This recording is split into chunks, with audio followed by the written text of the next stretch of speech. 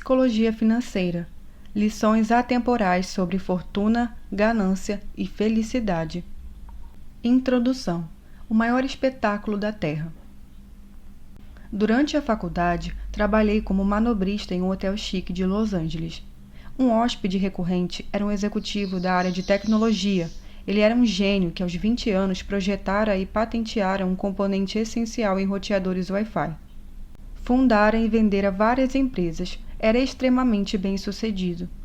Além disso, ele tinha um relacionamento com o dinheiro que eu descreveria como um misto de insegurança e consequência infantil. O homem sempre andava com um maço enorme de notas de $100 que exibia para todos que queriam ver e para muitos que não queriam. Quando estava bêbado, quase sempre se gabava da sua riqueza em alto e bom som para todo mundo ouvir e a troco de nada. Certo dia, ele entregou milhares de dólares em espécie a um dos seus colegas e disse: "Vá na joalheria que tem aqui perto e compre umas moedas de ouro de $1000. Após 1 hora, com as moedas em mãos, o executivo de tecnologia e seus amigos foram até um cais com vista para o Oceano Pacífico. Começaram então a jogar as moedas no mar, fazendo-as quicar como se fossem pedrinhas, gargalhando enquanto discutiam sobre quem conseguiria fazer as moedas chegarem mais longe, só por diversão. Alguns dias depois, ele quebrou uma luminária do restaurante do hotel. O gerente disse ao executivo que era uma luminária de $500 e que ele teria que arcar com o prejuízo. "Você quer $500? Perguntou o homem incrédulo enquanto tirava notas do bolso e entregava ao gerente. "Aqui tem $5.000. Agora saia da minha frente e nunca mais me insulte assim de novo." Você deve estar se perguntando por quanto tempo é possível manter esse tipo de comportamento, e a resposta é: bem pouco. Alguns anos depois, descobri que o executivo tinha perdido tudo. A premissa deste livro é que o sucesso financeiro tem menos a ver com a sua inteligência e muito mais a ver com o seu comportamento. E a forma como alguém se comporta é uma coisa difícil de se ensinar, mesmo para pessoas bastante inteligentes. Um gênio que não consegue controlar as suas emoções pode se tornar um desastre financeiro. O oposto também é verdade. Pessoas comuns sem nenhuma educação financeira são capazes de conquistar riqueza desde que tenham uma meia dúzia de habilidades comportamentais que não estão relacionadas aos métodos formais de medição de inteligência. Meu verbete preferido na Wikipédia começa assim: Ronald James Reed foi um filântropo investidor, faxineiro e frentista dos Estados Unidos da América. Ronald Reed nasceu na zona rural de Vermont. Foi a primeira pessoa da sua família a concluir o ensino médio e o fato de que ele precisava pegar carona todos os dias para chegar à escola torna a coisa toda ainda mais impressionante. Para quem conhecia Ronald Reed, não havia muito mais o que ser dito. Sua vida era realmente tão discreta quanto parece. Reed passou 25 anos consertando carros em um posto de gasolina e 17 anos varrendo o chão de uma filial da JCPenney, uma rede de lojas de departamentos. Aos 38 anos, comprou uma casa de 2 quartos por $12.000 e viveu nela pelo resto da vida. Ficou viúvo aos 50 e não voltou a se casar. Um amigo contou que o principal hobby de Reed era cortar lenha. Reed morreu em 2014 aos 92 anos. Foi quando o humilde faxineiro da zona rural ganhou as manchetes do mundo todo. Ao todo, 2.813.503 americanos morreram em 2014.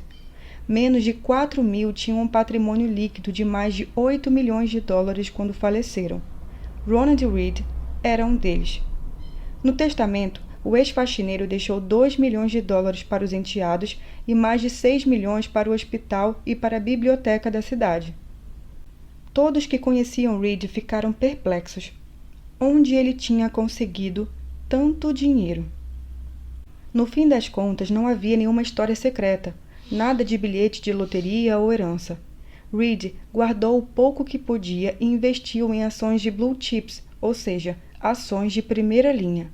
Em seguida, passou décadas esperando aquele pequeno investimento inicial render e alcançar $8 milhões. Simples assim, de faxineiro a filântropo. Poucos meses antes da morte de Ronald Reed, um homem de nome Richard também chamara a atenção dos jornais. Richard Foscone era tudo que Ronald Reed não era. Foscone era um executivo do banco Merrill Lynch, formado em Harvard e com pós-graduação. Teve uma carreira tão bem-sucedida no mercado financeiro que se aposentou aos 40 anos e se tornou filântropo. David Komansky, ex-CEO do Merrill Lynch, elogiou o talento para os negócios, a capacidade de liderança, o bom senso e a integridade pessoal de Foscon. A revista Crane, especializada em negócios, o incluiu em uma das suas listas de 40 empresários de sucesso com menos de 40 anos. Mas eis que, à semelhança do executivo de tecnologia que jogava moedas de ouro no mar, tudo veio abaixo. Em meados dos anos 2000, Foscon fez um grande empréstimo para expandir uma mansão de mais de 1,5 mil metros quadrados em Greenwich, Connecticut, que tinha 11 banheiros, 2 elevadores, 2 piscinas e 7 garagens, e cujos custos de manutenção eram superiores a $90 mil por mês. E então veio a crise financeira de 2008. A crise afetou as finanças de quase todo o mundo e aparentemente transformou o dinheiro de Foscon em pó. Dívidas altas e ativos sem liquidez o levaram à falência. Nesse momento, não tenho nenhuma outra fonte de renda, declarou ele a um juiz de falências em 2008. Primeiro, sua casa de Palm Beach foi executada. Em 2014, foi a vez da mansão de Greenwich. 5 meses antes de Richard Reed deixar sua fortuna para a caridade, a mansão de Richard Foscon, onde os convidados se lembravam da emoção de jantar e dançar em um piso transparente sobre a piscina interna da casa, foi vendida em um leilão de execução hipotecária por um valor de 75% menor do que o da avaliação feita por uma seguradora.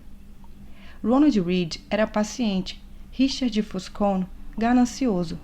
Isso foi o suficiente para que a enorme diferença entre a formação e a experiência deles se tornasse irrelevante. A lição aqui não é seja mais como Ronald e menos como Richard, embora essa não seja um conselho ruim. O que é fascinante em relação a essas histórias é o quanto elas são exclusivas do mercado financeiro. Em que outro setor alguém sem diploma universitário, sem treinamento, sem formação, sem experiência formal e sem conexões supera enormemente alguém com a melhor educação, com o melhor treinamento e as melhores conexões? Não consigo pensar em nenhum.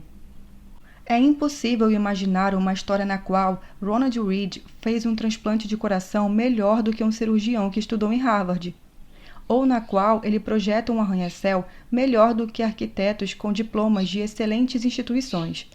Ninguém nunca vai ouvir histórias de um faxineiro que superou os melhores engenheiros nucleares do mundo. Mas histórias assim acontecem no setor financeiro. O fato de que Ronald Reed e Richard Foscon possam coexistir tem 2 explicações possíveis. Uma diz que os resultados financeiros são orientados pela sorte, independentemente de inteligência e esforço. Isso é verdade até certo ponto, e este livro vai tratar do assunto com maior profundidade. A outra, que acredito ser mais comum, diz que o sucesso financeiro não era uma habilidade técnica, é uma habilidade pessoal, na qual o seu comportamento é mais importante do que o seu conhecimento. Eu chamo essa habilidade pessoal de psicologia financeira. O objetivo deste livro é contar pequenos casos para convencer você de que as habilidades pessoais são mais importantes do que o lado técnico do capital. Vou fazer isso de forma a ajudar todo mundo, desde os mais semelhantes ao Reed até aqueles que se parecem mais com Foscon, a tomar decisões financeiras melhores. Eu descobri que essas habilidades pessoais são muito subestimadas. A educação financeira é ensinada, em grande parte, como um campo puramente matemático. Você preenche os dados em uma fórmula, essa fórmula lhe diz o que fazer e presume-se que você simplesmente vai seguir a sugestão dela. Isso acontece nas finanças pessoais, quando nos dizem que é preciso guardar 10% do salário e ter um fundo de emergência equivalente a 6 meses de despesas. Isso acontece no ramo de investimentos, no qual sabemos as correlações históricas exatas entre as taxas de juros e o valor de uma empresa. E acontece no mundo corporativo, no qual CFO são capazes de medir o custo preciso do capital. Não é que essas coisas sejam ruins ou estejam erradas. O problema é que saber o que precisa ser feito não tem relação alguma com o que acontece dentro da sua cabeça quando você tenta fazer a coisa em si. 2 tópicos afetam a todos, quer você esteja interessado neles ou não: saúde e dinheiro. A indústria da saúde é uma vitória da ciência moderna, tendo proporcionado um aumento da expectativa de vida no mundo inteiro. As descobertas científicas substituíram velhos conceitos dos médicos sobre como o corpo humano funciona, e assim todos estão mais saudáveis hoje por causa disso. Com a indústria do dinheiro, investimento, finanças pessoais, planejamento de negócios, é outra história. O setor financeiro cooptou as mentes mais brilhantes das principais universidades nas últimas 2 décadas. Uma década atrás, o curso de engenharia financeira era o mais popular da Princeton School of Engineering. Existe alguma evidência concreta de que isso nos tornou investidores melhores? Não encontrei nenhuma. Por meio de tentativa e erros coletivos ao longo do tempo, nos tornamos melhores agricultores, encanadores mais qualificados e químicos mais sofisticados. Mas o método de tentativa e erro nos ensinou a melhorar as nossas finanças pessoais? Temos menos probabilidade de nos afundarmos em dívidas? É mais provável que tenhamos dinheiro guardado para imprevistos ou para aposentadoria? Temos uma visão mais realista sobre o que o dinheiro pode e o que não pode fazer pela nossa felicidade? Não encontrei nenhum indício convincente. Acredito que grande parte disso se deve ao fato de que pensamos e aprendemos sobre o dinheiro de formas parecidas demais com a física, com leis e paradigmas, e parecidas de menos com a psicologia, com emoções e pormenores. E isso, para mim, é tão fascinante quanto essencial. O dinheiro está por toda parte, afeta a todos nós e confunde a maioria das pessoas. Todo mundo pensa sobre ele e de formas ligeiramente diferentes. Ele oferece lições sobre as coisas que se aplicam a diferentes áreas da vida, como risco, confiança e felicidade. Poucos tópicos além do dinheiro mostram um paralelo mais poderoso para nos ajudar a entender por que as pessoas se comportam dessa ou daquela maneira. É um dos maiores espetáculos da Terra. A abordagem que adoto da psicologia financeira foi moldada por mais de uma década escrevendo sobre o assunto. Comecei a fazer isso no início de 2008. Era o início de uma crise financeira e a pior recessão enfrentada pelos Estados Unidos em 80 anos. Para poder falar sobre o que estava acontecendo, eu precisava descobrir o que estava acontecendo. Porém, a primeira coisa que aprendi depois da crise financeira explodiu foi que ninguém conseguia explicar de forma precisa o que se desenrolava, o porquê e muito menos o que deveria ser feito a respeito. Para cada boa explicação, havia uma refutação igualmente convincente. Engenheiros conseguem determinar a causa do desabamento de uma ponte porque há um consenso de que, se certa quantidade de força for aplicada sobre determinada área, essa área vai colapsar. A física não é controversa, ela é guiada por leis. Com a economia é diferente. A economia é guiada pelo comportamento das pessoas. E a forma como eu me comporto pode fazer sentido para mim, mas também pode parecer loucura para você. Quanto mais eu estudava e escrevia sobre a crise, mais percebia que era possível entendê-la melhor pelas lentes da psicologia e da história do que pela perspectiva da economia. Para entender por que as pessoas se atolam em dívidas, não é necessário estudar as taxas de juros, mas a história da ganância, da insegurança e do otimismo.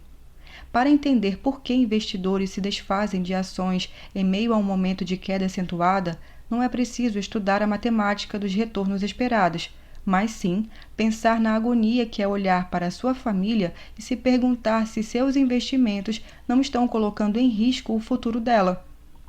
Adoro uma observação creditada a Voltaire. A história não se repete nunca, o homem se repete sempre. Isso se aplica muito bem à forma como nos comportamos em relação ao dinheiro. Em 2018, escrevi um relatório detalhando 20 dos principais erros, vieses e motivos do mau comportamento com dinheiro.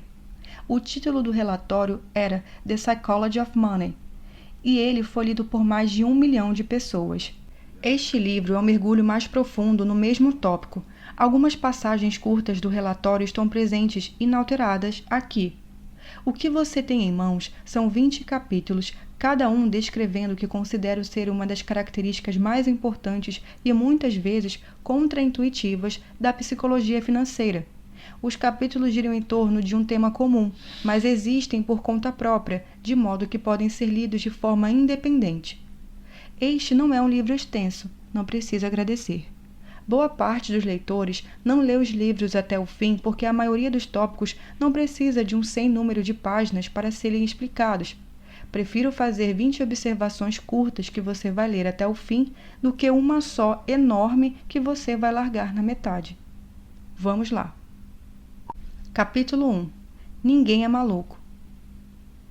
Suas experiências pessoais com dinheiro respondem por um número mais ou menos de 0,000001% do que acontece no mundo, mas por cerca de 80% da forma como você acha que o mundo funciona.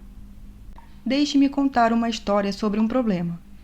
Ela pode fazê-lo se sentir melhor em relação a como você usa o seu dinheiro e menos crítico em relação a como os outros usam o dinheiro deles. As pessoas fazem coisas malucas quando o assunto é dinheiro, mas ninguém é maluco. A história é a seguinte: pessoas de gerações diferentes, criadas por pais diferentes que ganharam rendas diferentes e acreditam em valores diferentes em partes diferentes do mundo, nascidas em economias diferentes, vivendo em mercados de trabalho diferentes, com incentivos diferentes e graus de sorte diferentes, aprendem lições diferentes.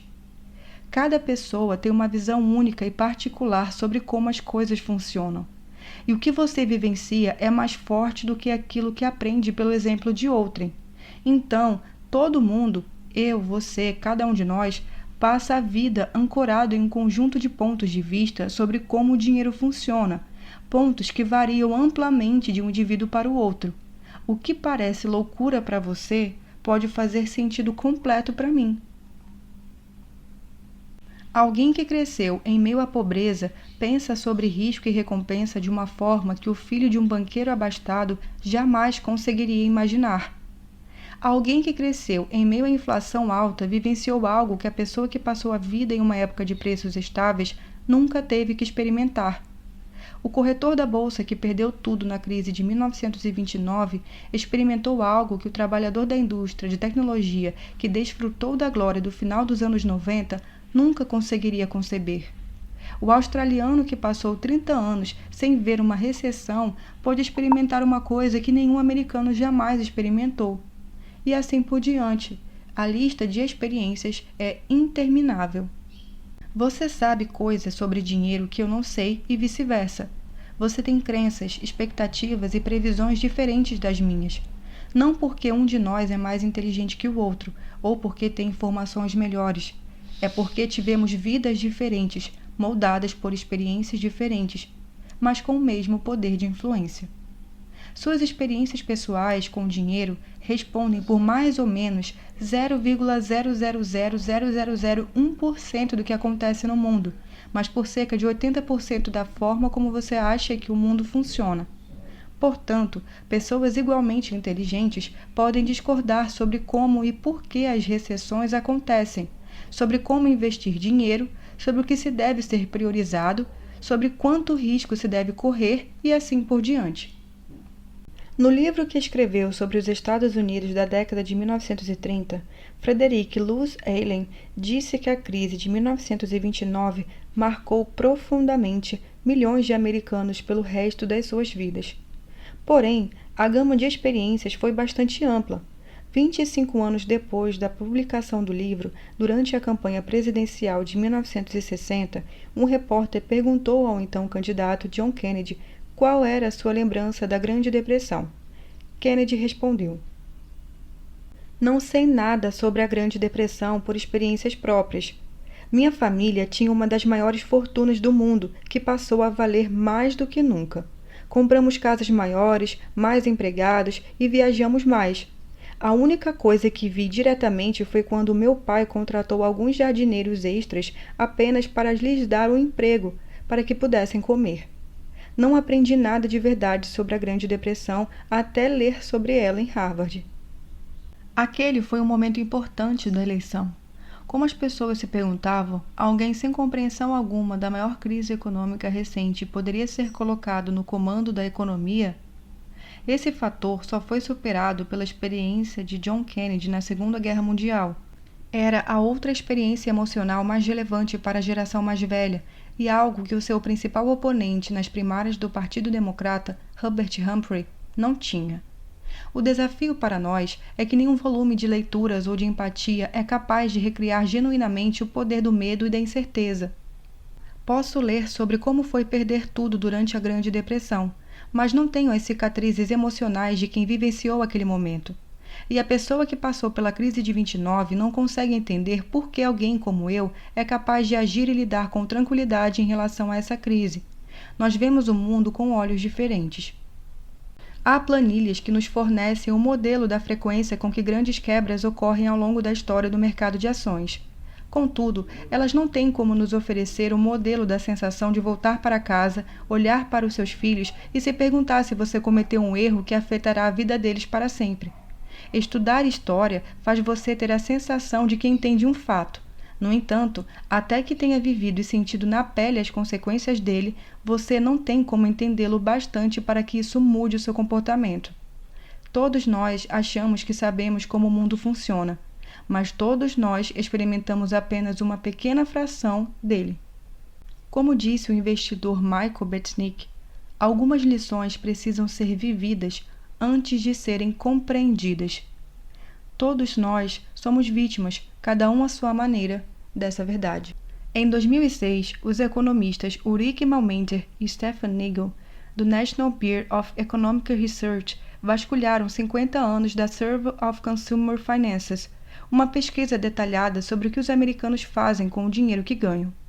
Em tese, as pessoas deveriam tomar decisões quanto a investimentos com base nos seus objetivos pessoais e nas particularidades de cada opção de investimento disponível naquele momento.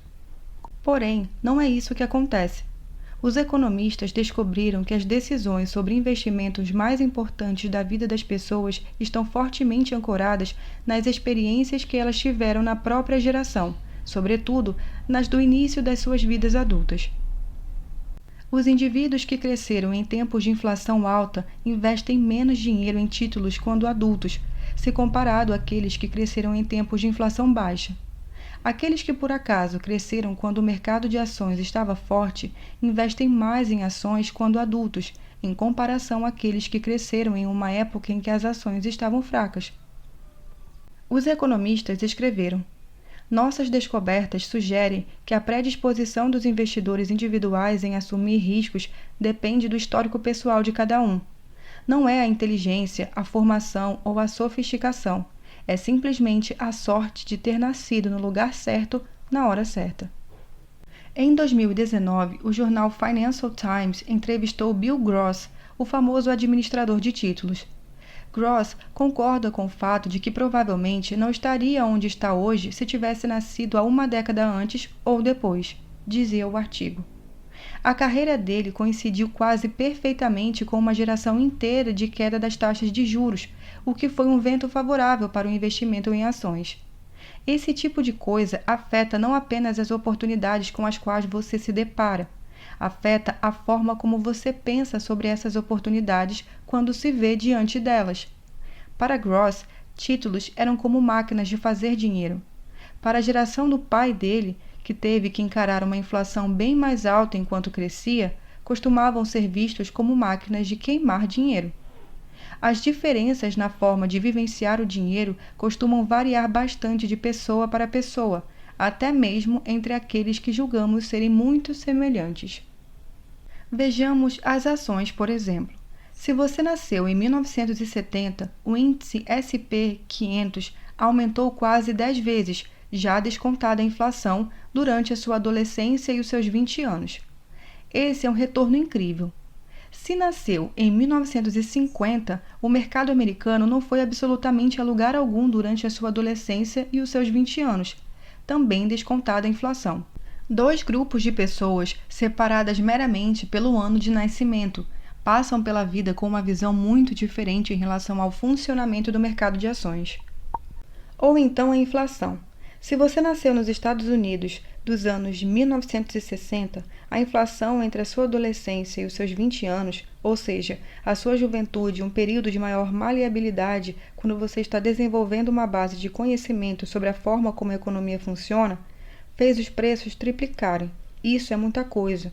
Você se lembra das filas dos postos de gasolina e dos salários que acabavam bem mais rápido do que a do mês anterior. No entanto, se nasceu em 1990, a inflação foi tão baixa durante toda a sua vida que você provavelmente nunca nem parou para pensar nela. A taxa nacional de desemprego nos Estados Unidos em novembro de 2009 era de cerca de 10%. Porém, a taxa de desemprego para homens afro-americanos entre 16 e 19 anos sem diploma de ensino médio era de 49%. Para mulheres brancas com mais de 45 anos e diploma universitário, era de 4%. Os mercados de ações da Alemanha e do Japão foram dizimados durante a Segunda Guerra Mundial. Regiões inteiras foram bombardeadas. No final da guerra, as fazendas alemãs só conseguiam produzir alimento suficiente para fornecer 1.000 calorias por dia aos cidadãos do país. Compare isso com os Estados Unidos, onde o mercado de ações mais do que dobrou de valor de 1941 até o final de 1945, e a economia vivia seu melhor momento em quase 2 décadas. Não faz sentido esperar que os membros de cada um desses grupos passem o restante da vida tendo a mesma visão sobre a inflação, ou sobre o mercado de ações, ou sobre o desemprego, ou sobre dinheiro em geral. Não faz sentido esperar que essas pessoas respondam a informações sobre finanças da mesma forma. Não faz sentido presumir que estão sendo influenciadas pelos mesmos estímulos. Não faz sentido esperar que confiem nas mesmas fontes de aconselhamento. Não faz sentido esperar que concordem quanto ao que é mais importante, ao que vale mais a pena, ao que é mais provável de acontecer e a qual seja o melhor caminho a seguir. A visão dessas pessoas sobre dinheiro foi formada em mundos diferentes, e quando isso acontece, uma visão sobre dinheiro que um grupo considera ultrajante pode fazer todo o sentido do mundo para o outro. Alguns anos atrás, o The New York Times publicou uma matéria sobre as precárias condições de trabalho da Foxconn, a gigantesca fabricante de aparelhos eletrônicos com sede em Taiwan. Com razão, os leitores ficaram ultrajados. No entanto, uma resposta fascinante veio do sobrinho de uma funcionária chinesa que escreveu na seção de comentários. Minha tia trabalhou vários anos no que os americanos costumam chamar de sweatshops. Trabalho difícil, longas jornadas, salário pequeno, condições de trabalhos precárias. Sabe o que minha tia fazia antes de trabalhar em uma fábrica dessas? Ela era prostituta. A ideia de trabalhar em uma sweatshop em comparação com aquele antigo estilo de vida é uma melhoria, na minha opinião. Sei que a minha tia preferiria trabalhar e ser explorada por um malvado chefe capitalista por alguns dólares a ter o próprio corpo explorado por vários homens por alguns centavos. É por isso que me aborreço com o pensamento de muitos americanos. Não temos as mesmas oportunidades que o Ocidente. Nossa infraestrutura governamental é diferente. O país é diferente. Sim, trabalhar na fábrica é horrível. Podia ser melhor? Podia, mas só quando você pensa nos empregos dos americanos. Eu não sei o que fazer com isso. Parte de mim quer discutir, parte de mim quer compreender. Mas, acima de tudo, isso é um exemplo de como experiências diferentes podem levar a visões muito distintas quanto a um tópico que, um lado, você acredita intuitivamente que deveria ser preto no branco. Toda decisão financeira que uma pessoa toma é fruto da informação que ela tem à disposição no momento, associada ao seu modelo mental único sobre a forma como o mundo funciona. Essas pessoas podem estar mal informadas, podem ter informações incompletas, podem ser ruins em matemática, podem ter sido convencidas por propagandas enganosas, podem não ter a menor ideia do que estão fazendo, podem ter avaliado mal as consequências de suas atitudes. Tudo é possível, mas cada decisão financeira que uma pessoa toma faz sentido para ela naquele momento e está de acordo com os parâmetros que ela própria determina. Ela conta a si mesma uma história sobre o que está fazendo e por que está fazendo, e essa história foi moldada pelas experiências únicas que viveu. Veja um exemplo simples: bilhetes de loteria. Os americanos gastam mais com bilhetes de loteria do que os valores que gastam com filmes, videogames, música, eventos esportivos e livros somados. E quem compra esses bilhetes? Pessoas de baixa renda em sua maioria. As famílias de baixa renda nos Estados Unidos gastam em média $412 por ano em bilhetes de loteria, 4 vezes o valor gasto pelas famílias de alta renda. 40% dos americanos não conseguem dispor de $400 em uma emergência, ou seja, aqueles que gastam $400 por ano em bilhetes de loteria são, em geral, os mesmos que dizem que não conseguiriam dispor de $400 em uma emergência. Os fundos de emergência dessas pessoas são desperdiçados em algo que tem a chance de retorno de 1 em milhões. Para mim, isso parece loucura. Provavelmente parece loucura para você também. Contudo, eu não faço parte do grupo de baixa renda. Você provavelmente também não faz. Portanto, é difícil para a maioria de nós compreender intuitivamente o raciocínio das pessoas de baixa renda que compram bilhete de loteria. Porém, com um pouco de esforço, talvez você consiga imaginar algo assim. Você vive de salário em salário e guardar dinheiro parece algo impensável. A perspectiva de aumentar esse salário também parece impensável. Você não tem como pagar por férias bacanas, carros novos, plano de saúde ou casas em bairros seguros. Seus filhos não têm acesso à faculdade sem que você assuma uma dívida incapacitante. A maioria das pessoas que leem livros sobre finanças ou já possuem ou têm uma boa chance de obter coisas que você jamais terá. Comprar um bilhete de loteria é o único momento da vida em que você pode sonhar de modo palpável em conquistar as coisas boas que essas pessoas já têm e com as quais nem precisam se preocupar. Você está comprando o bilhete para um sonho, e essas pessoas não têm como entender isso porque elas já vivem dentro de um sonho. É por isso que você compra mais bilhetes do que elas. Você não precisa concordar com esse raciocínio. Comprar bilhetes de loteria quando não se tem dinheiro continua a ser uma péssima ideia. Mas eu consigo entender de algum modo por que algumas pessoas continuam comprando esses bilhetes. E esse conceito de o que você está fazendo parece loucura para mim, mas de certa forma eu entendo, expõe a origem de muitas das nossas decisões financeiras. Poucas pessoas tomam esse tipo de decisão apenas com a base em uma planilha. Elas fazem isso durante um jantar em família ou em uma reunião de negócios. Momentos em que história pessoal, visões singulares do mundo, ego, orgulho, marketing e estímulos improváveis se mesclam para formar uma narrativa que faça sentido para cada indivíduo.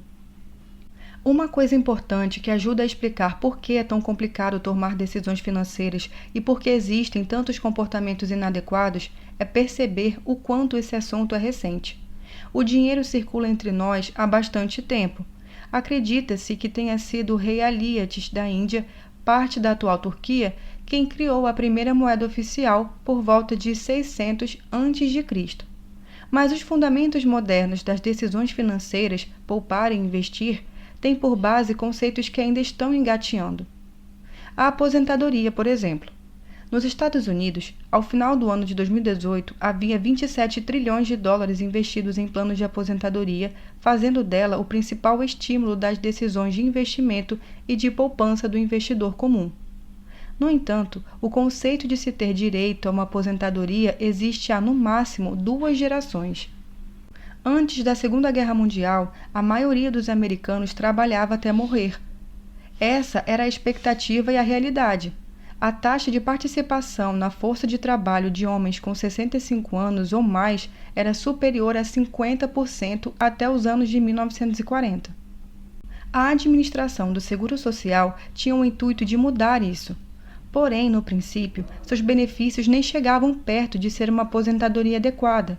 Quando Ida May Fuller descontou o primeiro cheque do Seguro Social em 1940, ele valia $22, ou $416 hoje em dia, reajustando com a inflação. Foi apenas na década de 1980 que o valor médio do Seguro Social para aposentados ultrapassou $1.000 mensais, já corrigidos pela inflação. Até o final dos anos 60, o Departamento do Censo classificava mais de um quarto da população americana acima dos 65 anos entre os que viviam em situação de pobreza. Havia uma crença generalizada de que todo mundo tinha um plano de previdência privada. Isso, no entanto, é bastante exagerado. O Employee Benefit Research Institute explica: apenas um quarto das pessoas com 65 anos ou mais recebia algum tipo de pensão em 1975. Dentre essa sortuda minoria, a pensão representava apenas 15% da renda familiar. Em 1955, o The New York Times publicou um artigo sobre o desejo cada vez maior, em contraste com a persistência e impossibilidade que os americanos tinham de se aposentar. Reformulando um velho ditado, todo mundo está falando em se aposentar, mas aparentemente poucos estão fazendo algo a respeito disso. Foi somente na década de 80 que surgiu o conceito de que todos mereciam e deveriam ter uma aposentadoria digna. Desde então, a forma de obter essa aposentadoria digna tem sido a expectativa de que cada um vai economizar e investir nela do próprio bolso. É importante reforçar o quanto este conceito é recente. O Plano 401k, a forma mais comum de aposentadoria e poupança para a aposentadoria dos Estados Unidos, não existia até 1978. A conta individual de aposentadoria só surgiu em 1998. Se fosse uma pessoa, mal teria idade para beber. Não deveria ser motivo de espanto para ninguém o fato de muitos de nós sermos péssimos em guardar dinheiro para a aposentadoria. Ninguém aqui é maluco, somos novatos, só isso. A mesma coisa vale para a universidade. O percentual de americanos acima dos 25 anos com diploma de ensino superior passou de menos de 5% em 1940 para 25% em 2015. O custo médio de uma faculdade nesse período aumentou mais de 4 vezes, descontando a inflação. O fato de algo de tal dimensão ter atingido a sociedade com essa rapidez explica, por exemplo, por que tantas pessoas tomaram decisões equivocadas em relação a empréstimos estudantis nos últimos 20 anos. Não há décadas de experiência acumulada de onde podemos tirar alguma lição. Estamos improvisando. A mesma coisa também se aplica aos fundos de índice que têm menos de 50 anos de idade e os fundos de cobertura que não haviam decolado até 25 anos atrás. Mesmo o uso generalizado do endividamento do consumidor em prestações imobiliárias, cartões de crédito e empréstimos para a compra de automóveis só começou após a Segunda Guerra Mundial, quando uma lei sancionada em 1944 pelo presidente Franklin Roosevelt tornou mais fácil o empréstimo para milhões de americanos. Os cachorros foram domesticados há 10 mil anos e até hoje mantêm alguns comportamentos dos seus ancestrais selvagens. Apesar disso, aqui estamos nós, com algo entre 20 e 50 anos de experiências no sistema financeiro moderno, na expectativa de estarmos perfeitamente adaptados. Em um tema tão sensível ao embate, emoções versus fatos, isso é um problema. Porém, esse fator nos ajuda a entender por que nem sempre fazemos o que deveríamos quando o assunto é dinheiro. Todos fazemos coisas malucas com o dinheiro porque todos somos relativamente novos neste jogo, mas o que parece maluquice para você pode fazer todo sentido para mim. Só que ninguém é maluco. Todo mundo toma decisões com base em experiências pessoais singulares que parecem fazer sentido em um determinado momento.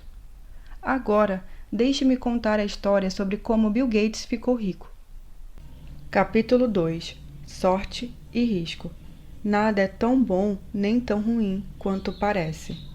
Sorte e risco são irmãos. São a expressão concreta de que todo resultado na vida é guiado por outras forças além do mero esforço individual.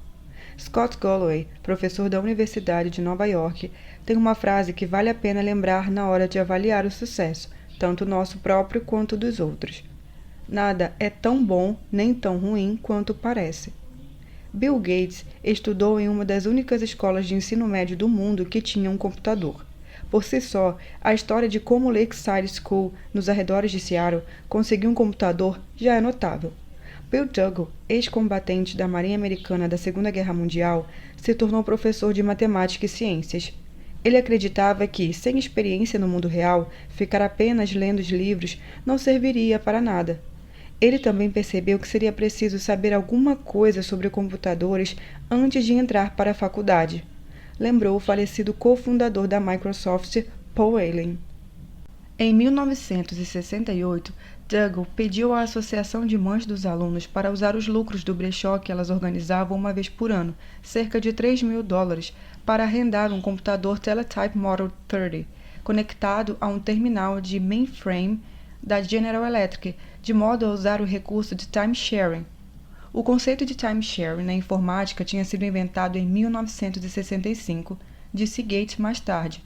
Alguém estava muito bem atento. A maioria das instituições de pós-graduação não possuía um computador tão avançado quanto aquele a que Bill Gates teve acesso ainda no ensino médio, e o garoto ficou fascinado. Tinha 13 anos em 1968 quando conheceu Paul Allen, seu colega de turma. Ele também estava obcecado pelo computador da escola, e os dois se deram bem na mesma hora. O computador da Lakeside não fazia parte do currículo principal, mas de um programa de estudo independente. Bill e Paul podiam brincar com ele à vontade, deixando a criatividade correr solta depois das aulas, tarde da noite ou nos fins de semana. Em pouco tempo, os dois se tornaram especialistas em computação. Allen contou que se lembra de uma vez em que Gates, durante uma dessas sessões noturnas, mostrou a ele uma edição da revista Fortune e falou: "Como deve ser comandar uma empresa Fortune 500?" Ele respondeu que não fazia ideia. "Talvez algum dia a gente tenha nossa própria empresa de computadores", disse Gates. "Hoje, a Microsoft vale mais de $1 trilhão. Agora, façamos uma continha rápida. De acordo com a ONU, havia cerca de 303 milhões de pessoas com idade escolar no mundo em 1968.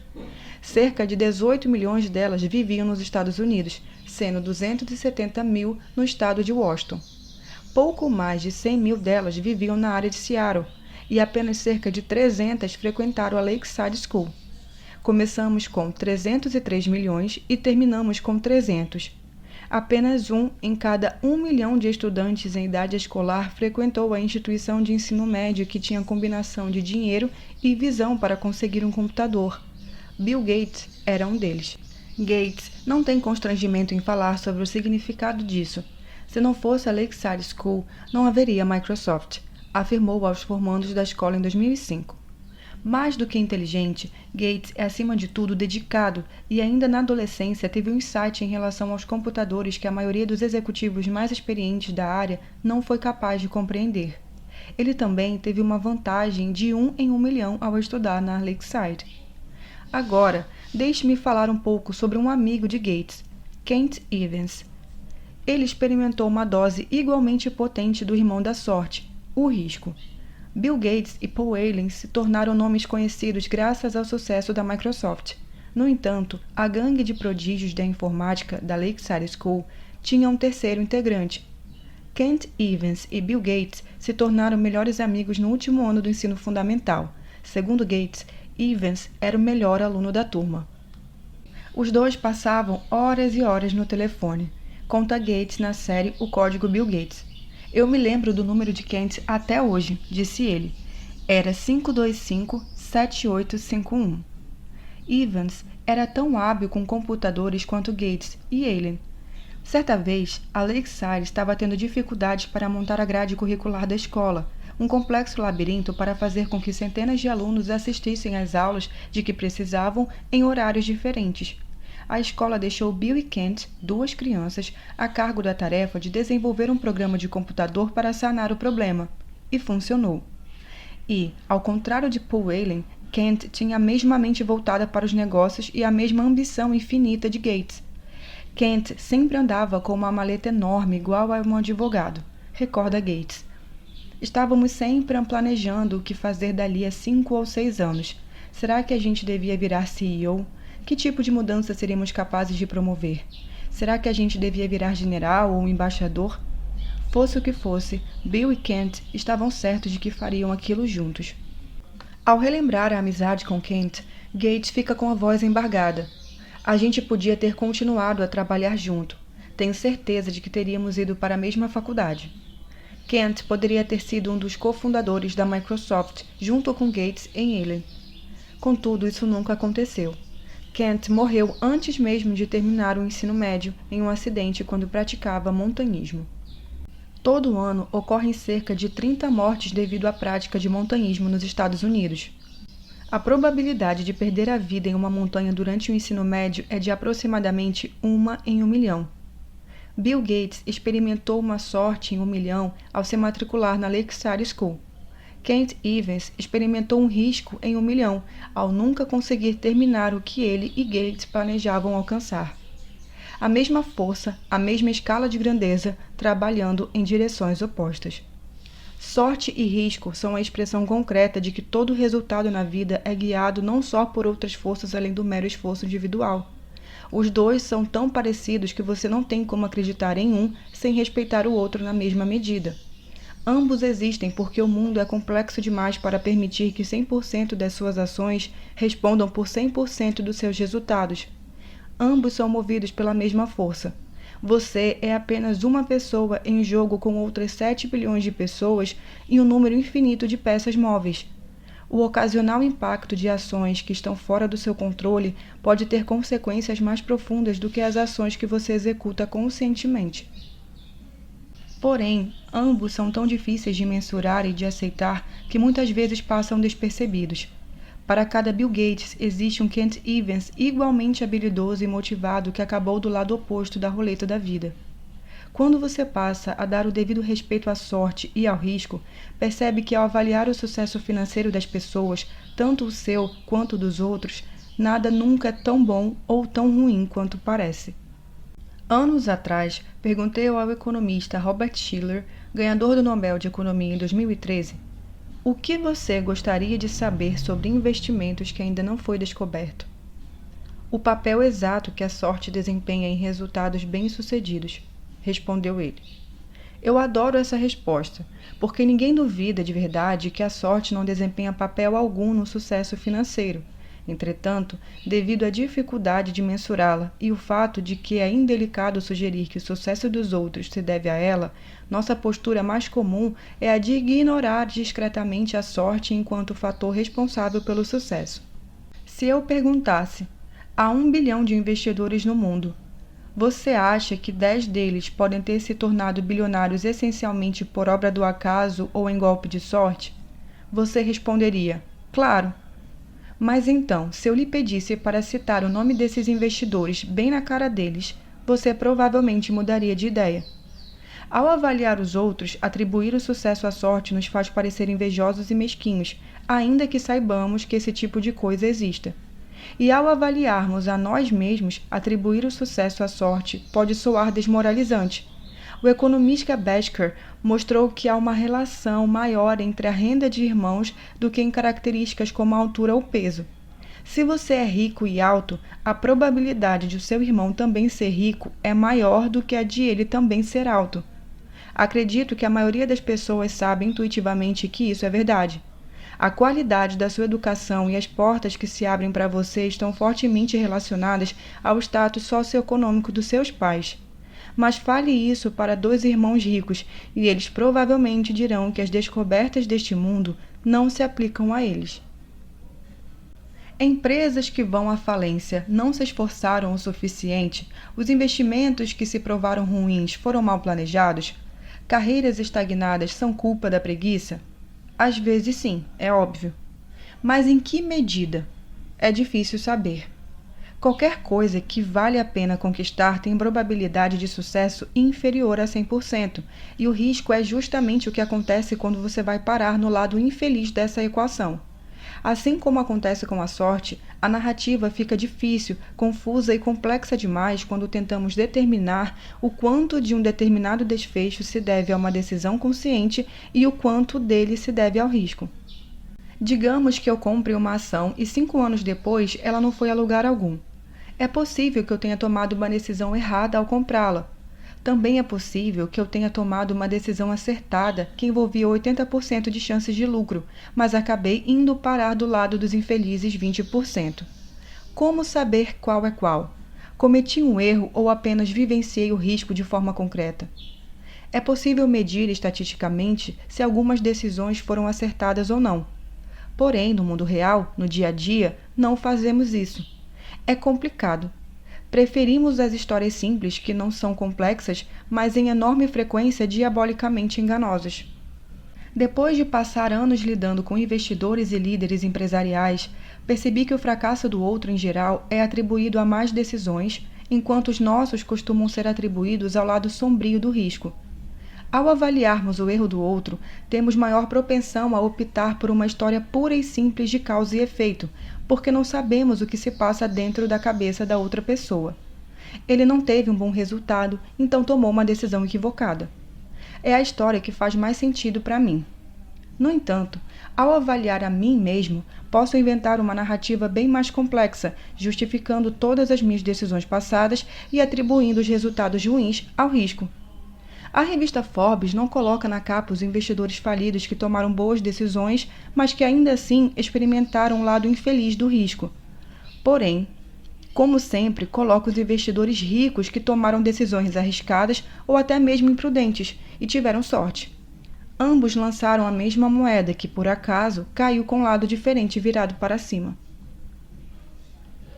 O aspecto perigoso disso é que todos nós estamos tentando aprender o que funciona e o que não funciona em relação ao dinheiro. Quais estratégias de investimento funcionam, quais não funcionam? Quais estratégias de negócio funcionam e quais não funcionam? Como ficar rico? Como evitar ficar pobre? Nossa tendência é tirar lições observando sucessos e fracassos e dizendo: faça o que fulana fez, evite o que Beltrano fez. Se tivéssemos uma varinha de condão, descobriríamos exatamente quais desses resultados se devem a atitudes que podem ser replicadas e aqueles que, de alguma forma, foram influenciados pelo papel aleatório do risco e da sorte. Mas não temos uma varinha de condão. Temos um cérebro que prefere respostas fáceis, sem apetite para nuances. Portanto, identificar todas as características que devemos imitar ou evitar pode ser bastante complicado. Vou contar agora uma história sobre um sujeito que, assim como Bill Gates, se tornou extremamente bem-sucedido. No entanto, não é fácil determinar se seu sucesso foi fruto de sorte ou de habilidade. Cornelius Vanderbilt tinha acabado de fechar uma série de negócios para expandir seu império ferroviário. Um dos conselheiros de negócios dele se arriscou a dizer que cada um dos acordos do conjunto com o qual ele havia concordado infringia a lei. Meu Deus, John, disse Vanderbilt, você acha mesmo possível operar uma ferrovia de acordo com a legislação do estado de Nova York? Eis meu primeiro pensamento ao ler isso. Foi por causa dessa atitude que ele se tornou tão bem-sucedido. As leis não previam a existência de ferrovias na época de Vanderbilt. Então, ele pensou que se dane e foi em frente. Vanderbilt se tornou muito bem-sucedido. Portanto, é tentador enxergar o desprezo dele pelas leis, algo notório e vital para o seu sucesso, como um gesto de sabedoria. Aquele visionário não permitia que nada ficasse entre ele e seus planos. Mas quão perigosa é essa análise? Nenhuma pessoa em sã consciência listaria infringir a lei entre os requisitos para o sucesso enquanto empreendedor. Não é difícil imaginar a história de Vanderbilt tomando um rumo bem diferente. Um criminoso cuja empresa recém-inaugurada foi por água abaixo devido a embrólios com a justiça. Portanto, temos um problema aqui. Você pode elogiar Vanderbilt por ter desprezado a lei com a mesma paixão com que critica Enron, a companhia de energia falida em 2007 pela mesma atitude. Talvez um tenha tido sorte ao fugir das garras da lei, enquanto a outra se viu no lado do risco. A história de John Rockefeller é semelhante. Suas frequentes tentativas de burlar a lei, certa vez um juiz falou que a empresa dele não era melhor do que um ladrãozinho qualquer, são quase sempre retratadas pelos historiadores como exemplo de talento para os negócios. Talvez tenham sido. Porém, em que momento a narrativa muda de você não deixou as leis ultrapassadas atrapalharem seu processo para você cometeu um crime? Ou ainda, quanto a história teria que mudar para que a narrativa passasse de Rockefeller era um gênio, procure aprender com os sucessos dele, para Rockefeller era um criminoso, procure aprender com os erros dele? Muito pouco. Quem me importa a lei? Disse Vanderbilt certa vez. Eu tenho poder, não tenho? Ele tinha, e tudo deu certo. Mas é fácil imaginar essas palavras como sendo as últimas de uma história com um desfecho bem diferente. A linha que separa o ousado do imprudente pode ser bastante tênue, e muitas vezes ela desaparece quando não damos o peso adequado ao risco e à sorte. Benjamin Graham é o tipo como um dos maiores investidores de todos os tempos, pai do conceito de investimento em valor e mentor de Warren Buffett. No entanto, a maior parte do sucesso de Benjamin Graham nos investimentos se deveu à posse de uma enorme fatia das ações da seguradora americana Geico, o que, como o próprio Graham admitiu, quebrava quase todas as regras de diversificação que ele havia estabelecido nos seus escritos. Nesse caso, onde fica a linha tênue que separa ousadia de imprudência? Não sei responder. Graham escreveu sobre sua bonança com as ações da Geico. Um golpe de sorte ou uma decisão extremamente perspicaz? É possível diferenciar um do outro? Não é nada fácil. Da mesma forma, consideramos Mark Zuckerberg um gênio por ter recusado a oferta de $1 bilhão que o Yahoo fez em 2006 pela sua empresa. Ele mirou no futuro e confiou em si mesmo. No entanto, as pessoas criticam com igual vigor o próprio Yahoo por ter recusado uma grande oferta de compra por parte da Microsoft. Aqueles idiotas deviam ter colocado o dinheiro no bolso enquanto ainda tinham tempo. Que lição fica para os empreendedores aqui? Não faço a menor ideia, porque o risco e a sorte têm contornos difíceis de definir. Existem diversos exemplos disso. Inúmeras fortunas e falências se devem à alavancagem financeira. Os melhores e os piores gerentes exigem dos seus funcionários o máximo que podem. O cliente tem sempre razão, e o cliente não sabe o que quer, são ambos ditados famosos no mundo dos negócios. A linha que separa o inspiradoramente ousado do estupidamente imprudente pode ter 1 milímetro de espessura e ser visível apenas em retrospectiva. Risco e sorte são como irmãos gêmeos. Não é fácil contornar essa questão. A dificuldade em identificar o que é sorte, o que é talento e o que é risco é um dos maiores problemas que enfrentamos ao tentar aprender sobre a melhor forma de administrar o nosso dinheiro. Contudo, 2 coisas podem nos dar uma boa direção. Tome cuidado com quem você elogia e admira, e tome cuidado com quem você menospreza e procura evitar se tornar. Ou apenas tome cuidado antes de presumir que a totalidade de um resultado pode ser atribuída ao esforço e às decisões. Quando meu filho nasceu, escrevi a ele uma carta que contém o seguinte trecho. Algumas pessoas nascem em famílias que valorizam a educação, outras que não são contra ela. Alguns nascem em economias florescentes que estimulam o empreendedorismo. Outros nascem em meio à guerra e à miséria. Quero que você mereça e que conquiste o sucesso, mas nunca se esqueça de que nem todo sucesso se deve ao trabalho duro e que nem toda pobreza se deve à preguiça. Tenha isso em mente antes de julgar as pessoas, inclusive você mesmo. Portanto, concentre-se menos nos indivíduos e nos estudos de casos específicos e mais em padrões gerais. Estudar uma pessoa específica pode ser perigoso, porque temos a tendência de analisar exemplos fora da curva, os bilionários, os CEOs ou os fracassos retumbantes que dominam o noticiário. E, em geral, esses exemplos são os menos aplicáveis a outras situações, dada a sua complexidade. Quanto mais fora da curva o resultado, menor a probabilidade de que você possa aplicar as lições dele à sua vida, porque será maior a probabilidade de o resultado ter sido influenciado por excessos de sorte ou de risco. Ao procurar por padrões gerais de sucesso e fracasso, você vai se aproximar mais de ações que podem ser postas em prática. Quanto mais difundido o padrão, mais aplicável ele pode ser à sua vida. Tentar imitar o êxito dos investimentos de Warren Buffett é difícil, porque os resultados são tão extremos que o papel da sorte no desempenho da vida dele é provavelmente muito alto, e sorte não é uma coisa que pode ser reproduzida de forma confiável. Mas perceber, como veremos no capítulo 7, que as pessoas que têm controle sobre o próprio tempo tendem a ser mais felizes é uma observação ampla e comum com a qual você pode fazer algo de útil. Meu historiador preferido, Frederick Lewis Allen, passou a carreira retratando a vida do americano médio comum.